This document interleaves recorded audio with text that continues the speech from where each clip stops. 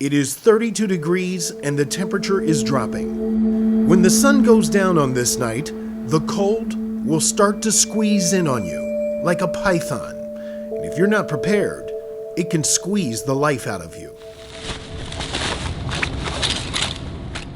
Curtis Bailey hasn't even had time to change out of his work clothes before heading over to the old Adamsville emergency shelter and pulling out cots for the night at one of the city's warming centers. Just depending upon how the weather changes. We've noticed the last couple of days the weather has changed drastically at the last minute. So we're always prepared. We prepare for this, so we're ready to do it. Bailey is the executive director of Mayor Keisha Lance Bottom's Office of Constituent Services.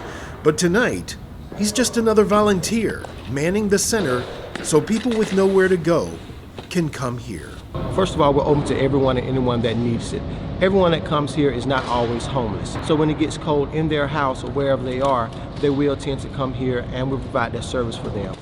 The shelter doesn't open for more than an hour, and yet people have already begun to gather. You all don't have to sit outside in the cold. If you all want to come in, we're still setting up, but you can come to us, grab a seat if you want. Okay. Many are homeless and struggle on a daily basis to survive when the temperatures begin to dip below freezing. Well, you try to get as warm as you can. People come by every once in a while and give you blankets, but they're thin and, Yeah. It's hard to keep warm.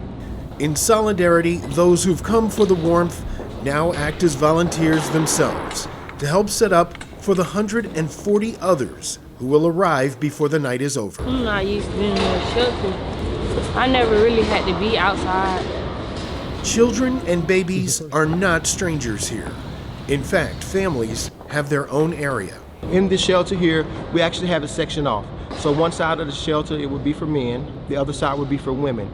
Now, if you do come with family, we do have a family room also. And so that's usually always full. Outside, the bus has pulled up. It is one of several drop-offs that will deliver people here. So we have transportation buses provided by Hope Atlanta and Gateway, and also Fulton County, as mentioned. They will go out and make sure that anyone that wants shelter can find shelter. We do have other partner agency shelters that they usually fill up, or they do have what they call overflow beds. But if they don't have that room, we are here to provide that shelter for them. The City of Atlanta has no legal obligation to help these vulnerable residents with warming centers.